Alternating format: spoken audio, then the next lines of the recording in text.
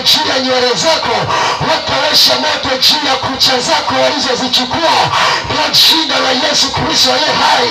Moto sahihi kwa jina la Yesu Kristo ninakamatisha moto hivyo vitu vyote walivyovichukua.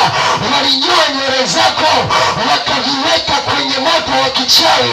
Kwa jina la Yesu Kristo siku ya leo ninawakamata wote wanaoshindana na wewe, ninawakamata jioni ya leo kwa jina la Yesu Kristo. Huko waliko, kwa jina la Yesu, kamata moto, kamata moto wa chawi wao, kamata moto wa chawi wao, kamata moto wa chawi wao, kamata moto wa chawi wao, kamata moto jioni ya leo.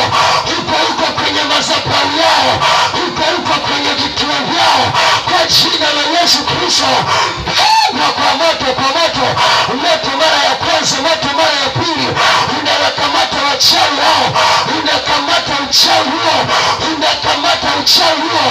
Natuma moto sasa wa Roho Mtakatifu kwa jina la Yesu. Shindana na wewe lazima kuachie kwa jina la Yesu Kristo. Kwa moto yeyote aliyeinuka kinyume na familia yako, kwa moto sahihi. Wote waliokuja kuharibu maisha yako, kwa moto sahihi. Shindana na wewe lazima kuachie kwa jina la Yesu Kristo. Kwa moto yeyote aliyeinuka kinyume na familia yako, kwa moto sahihi. Wote waliokuja kuharibu maisha yako, kwa moto sahihi. Mwachie mwanamke huyu, toka sahihi, muda umeisha. Toka sahihi, mwachie mwanamke huyu, toka sahihi. Mwachie mwanamke huyu, lazima afanikiwe kwa jina la Yesu.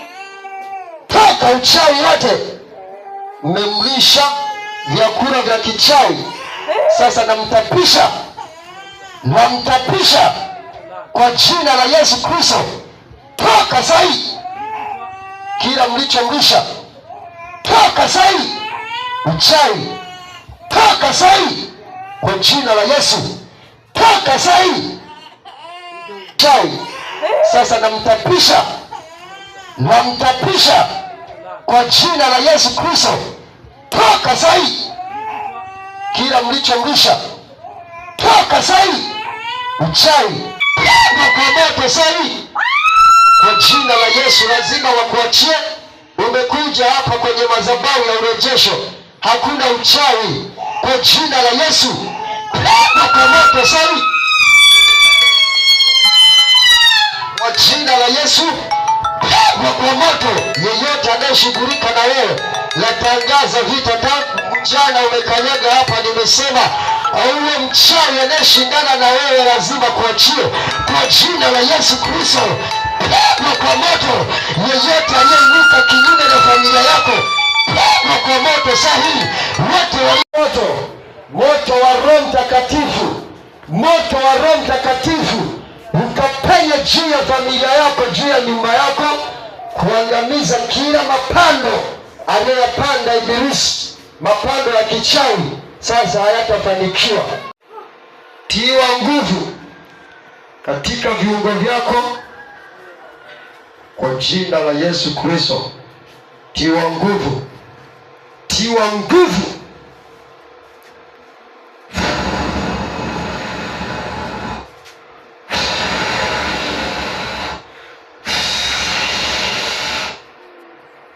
Kwa jina la Yesu Kristo,